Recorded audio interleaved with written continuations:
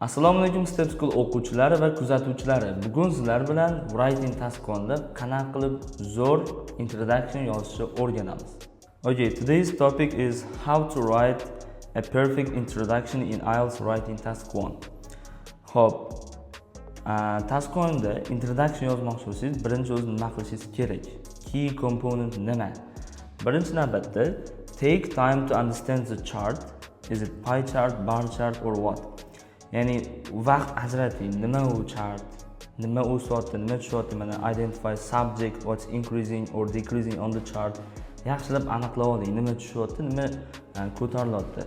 Egani topib olishingiz kerak. Shunda introduction yozishingiz oson bo'ladi. Keyingi qiladigan narsalarimiz bittanasi bilib oling, do's and don'ts, ya'ni qilishingiz kerak bo'lgan narsalar va qilmasligingiz kerak bo'lgan narsalar. Qilishingiz kerak bo'lgan narsalar. Paraphrase the statement. Sizda doim introductionda bitta misolda ko'rishingiz mumkin.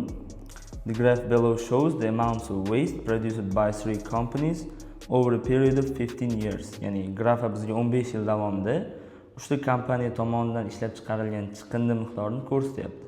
Mana shu narsa biz uchun statement bo'ladi. Shuni paraphrase qilsak, introductionimiz tayyor bo'ladi. Ya'ni paraphrase qilayotgan qo'shimcha narsalari ham bor. Xo'p, bizda bu yerda mana boya aytgandek aniqlab olish kerak.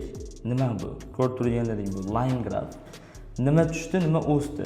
Ya'ni bu yerda chiqindi miqdori e'tibor bering. Kompaniya emas, o'sha kompaniya tomonidan ishlab chiqarilgan chiqindi o'sdi yoki tushdi deyishingiz kerak. Egani to'g'ri topishimiz kerak. Xo'p, paraphrase the statement. Keyingi qiladigan narsamiz shu aytganimizdek use the correct subject, to'g'ri ega ishlatish kerak va add time period. Ba'zida bizda mana shu statementda vaqt bermaydi, prostodagi berib qo'yadi. Sizlarga rasmga qarab, vaqtni aniqlab qo'shib qo'yishingiz kerak. Xo'p, qilmasligingiz kerak bo'lgan narsalar nima? Do not write any specific trends. Ya'ni introductionda siz mana bu masalan company A mana ko'kka tushganini yozmaysiz yoki mana bu sabz rang company C ni o'sganini yozib bo'lmaydi. Bu xato. Hop, keyingisi do not write too much. One sentence is usually enough. Ya'ni ko'p yozmaysiz.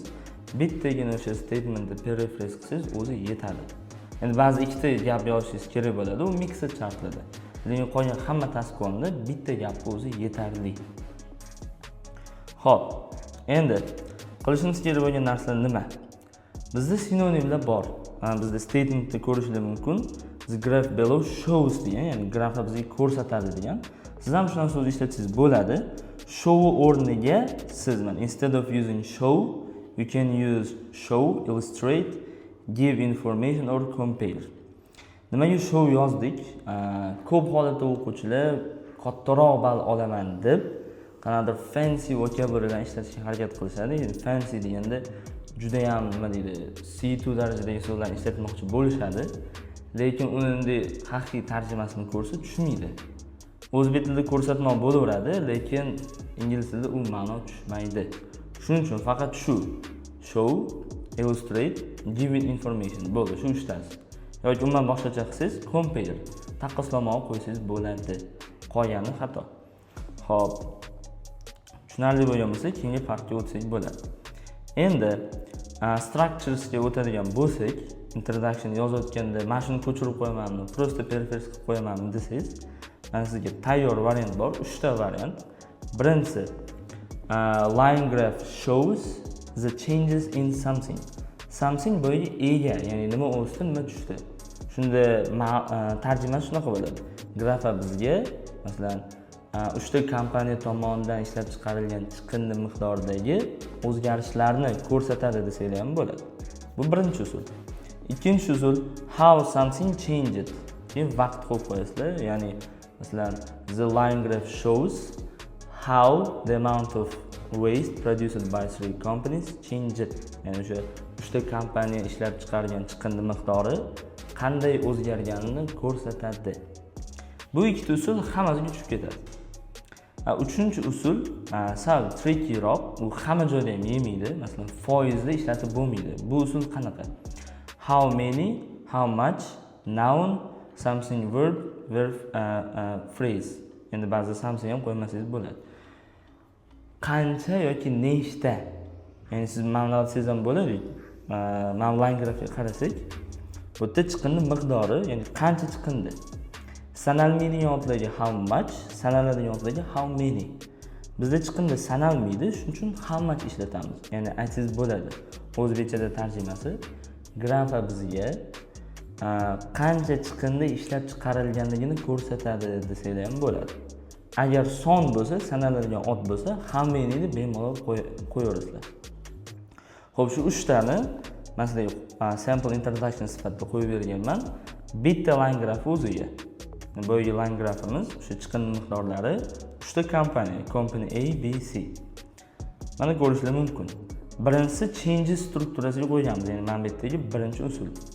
Xo'p, the line graph shows the changes in the amount of waste produced by 3 countries from 2000 to 2015. Sal xato ketib qoldi, countries bo'lib qoldi, companies aslida, lekin bu juda ahamiyatga ega emas hozir. Xo'p, bu show changes usuliga tushganman. Changes in liboy tasqonni ishlatsanglar bo'ladi. Ikkinchisi, the line graph illustrates how the amount of waste changed in 3 countries. Ya'ni bu usul, ya'ni qanaqa qilib chiqindi miqdori o'zgardi, ya'ni qanaqa o'zgardi shuni ko'rsatadi. Bu ham ishlatsangiz bo'ladi. Endi how much bunga tushgani uchun bemalol ishlata oldik. Ya'ni the line graph gives information about how much waste was produced by 3 countries. Ya'ni 3 ta davlat tomonidan qancha chiqindi chiqarilganligi haqida ma'lumot beradi degani. Bu tushunarli bo'lgan bo'lsa, vaqtlarga urg'u berib ketaman. Vaqtlarni qanaqa aytsak bo'ladi? From time to time, ya'ni from qaysidir vaqtdan boshlab to qaysidir vaqtgacha yoki between ishlatsanglar bo'ladi. Between time and time. Bitta vaqt bilan ikkinchi vaqt oralig'ida. Yoki ma'lum usul bor, over a period of orasida muddat qo'yasiz. Masalan, 10 yil bo'lsa, over a period of 10 years. 20 yil bo'lsa yoki 30 yil bo'lsa, over a period of 30 years this.